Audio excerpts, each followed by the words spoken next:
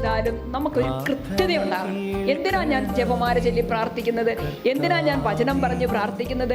എന്തിനാ ഞാൻ വിശുദ്ധ കുർബാന നിയോഗം വെച്ച് പ്രാർത്ഥിക്കുന്നത്? എന്തിനാ? മറ്റുള്ളവർക്ക് വേണ്ടി ഞാൻ എന്തിനാ പ്രാർത്ഥിക്കുന്നത്? അവർക്കൊരു ജോലി കിട്ടാൻ വേണ്ടിയിട്ടല്ല, അല്ലെ അവർക്കൊരു വിവാഹം നടക്കാൻ വേണ്ടിയിട്ടല്ല.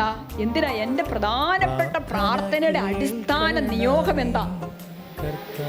ഈ വചനം ഒന്ന് പറഞ്ഞു, എല്ലാവരും രക്ഷപ്പെടണമെന്നും സത്യം അറിയണമെന്നും ദൈവം ആഗ്രഹിക്കുന്നു.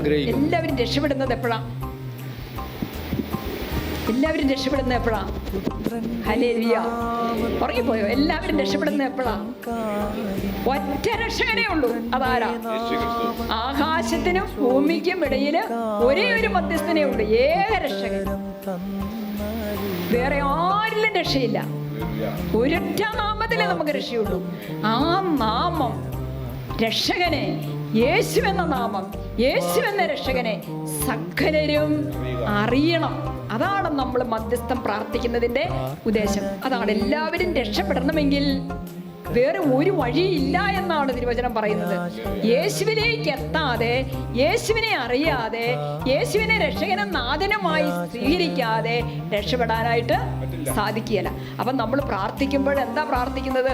അവർക്ക് യേശുവിനെ കിട്ടണം, ഇവർക്ക് യേശുവിനെ കിട്ടണം, അവർ യേശുവിലേക്ക് വരണം, ഇവർ യേശുവിലേക്ക് വരണം, അവർ യേശുവിനെ അറിയണം. ഹല്ലേലൂയ.